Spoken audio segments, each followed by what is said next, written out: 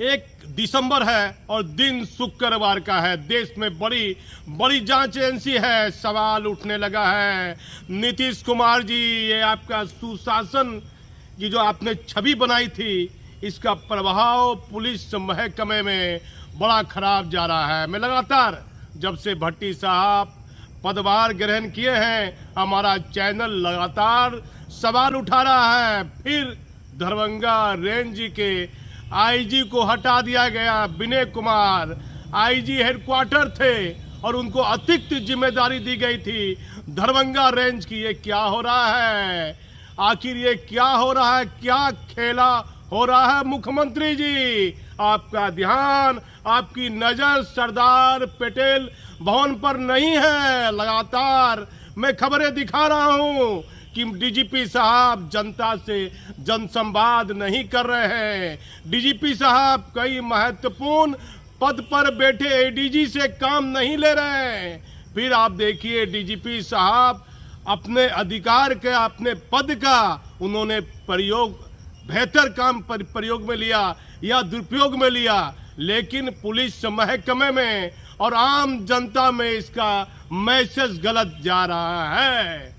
सबसे पहले मैं आ जाता हूं कि ललन मोहन प्रसाद रिटायर कर जाते हैं, अक्टूबर महीने में रिटायर करते हैं और एक आदेश जारी होता है 6 नवंबर को कि राजेश कुमार जो बीएमपी में आईजी हैं, उन्हें दरभंगा रेंज की अतिरिक्त जिम्मेदारी दी जाती है।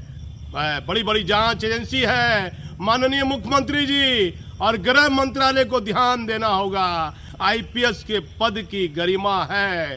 पहला ऑर्डर जारी होता है 6 नवंबर को, राजेश कुमार को दरभंगा रेंज का अतिरिक्त प्रभार दिया जाता है।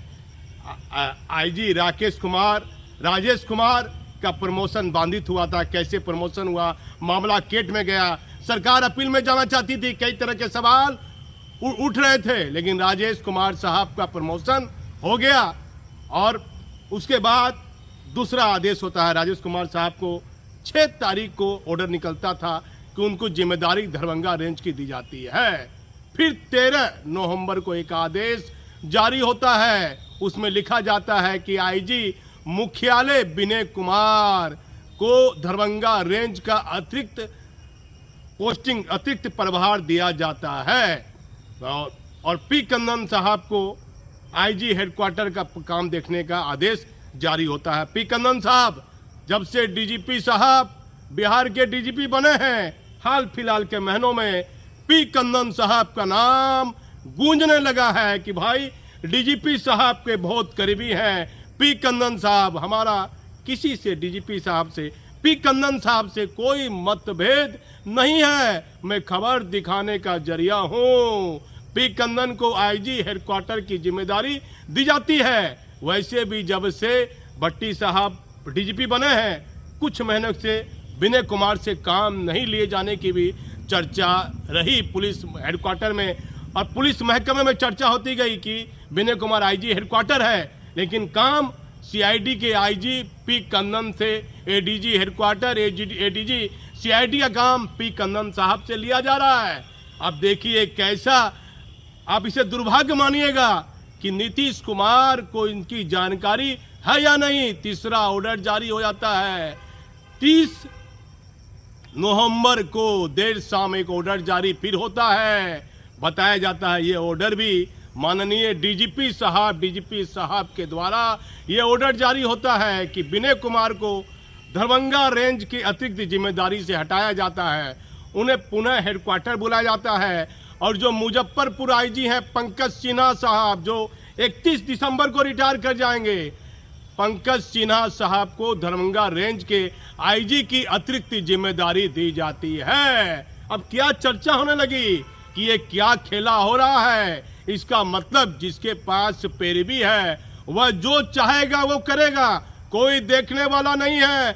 बिहार में नीतीश कुमार जी की आईपीएस के पद की गरिमा होती है। आज 1 दिसंबर है, पहला ऑर्डर निकला था 6 तारीख को, 6 नवंबर को, 1 महीना भी नहीं हुआ मुख्यमंत्री जी। सिपाही की बदली, पुलिस इंस्पेक्टर की बदली, दरोगा की बदली भी इतनी जल्दी पुलिस महकमे में मैंने 26 सालों के दौरान नहीं देखा। बार बार सवाल उठ रहा है। डीजीपी है राजविंदर सिंह भट्टी, 1990 बैच के आईपीएस अधिकारी हैं, उनकी कार्यशैली को लेकर सवाल उठ रहा है। मैं जरिया हूं खबर दिखाने का कि वो आम जनता से जनसंवाद नहीं करते हैं। और आईपीएस की पोस्टिंग, एक से एक डीजीपी बिहार में रहे और ऐसे ऐसे डीजीपी रहे जिन पर भ्रष्टाचार को लेकर कई तरह के सवाल उठे।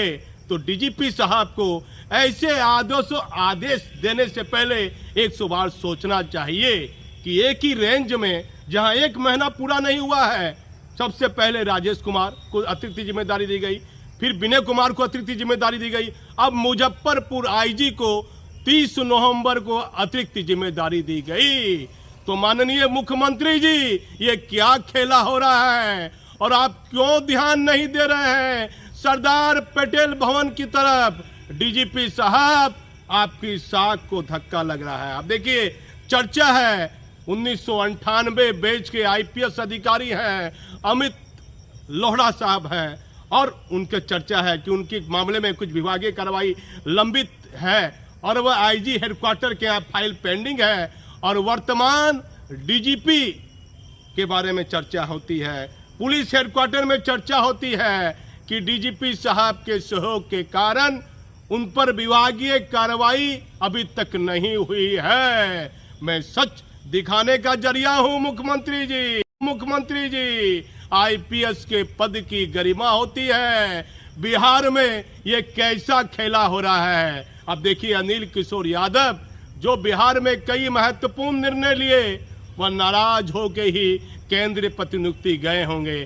कई महत्वपूर्ण ऑर्डर दिया उन्होंने, लेकिन राज्य सरकार ने उनके आदेशों को नजरअंदाज करते हुए उनके पद से उनको हटा दिया गया था। अनिल किशोर यादव को एक मामले में, नवादा के मामले में उन्होंने एक्शन आदेश जारी किया था। अनिल किशोर यादव केंद्रीय प्रतिनियुक्ति चले जाते हैं। ये बिहार में नीतीश कुमार जी क्या हो रहा है? एक आईपीएस के पद की गरिमा होती है, यदि तबादला ही करना था तो 31 दिसंबर को कई आईपीएस अधिकारी का प्रमोशन होना है। 1 महीने में क्या हो जाता? विनय कुमार को भी 2-4 दिन में, 5 दिन में, 15 दिन में, 20 दिन में बुला लिया गया। 13 नवंबर के बाद 30 नवंबर को, अब देखिए, कुल मिलाकर 17 दिन वहां रहे होंगे विनय कुमार आईजी दरभंगा, उन्हें 17 दिन में बुला लिया गया। ये कैसा कैसा आदेश नीतीश कुमार जी जारी हो रहा है? आम जनता में सरकार के प्रति लोगों की जो छवि है, सरकार की छवि है, उस पर असर पड़ेगा। और पुलिस महकमे में, सरदार पटेल भवन में ये जो हो रहा है, ऐसी जो परिस्थितियां बन रही है जो बिहार पुलिस हेडक्वार्टर में कभी नहीं बनी, इन परिस्थितियों के लिए कौन जिम्मेदार है? मैं भागलपुर से दीपक नौरंगी।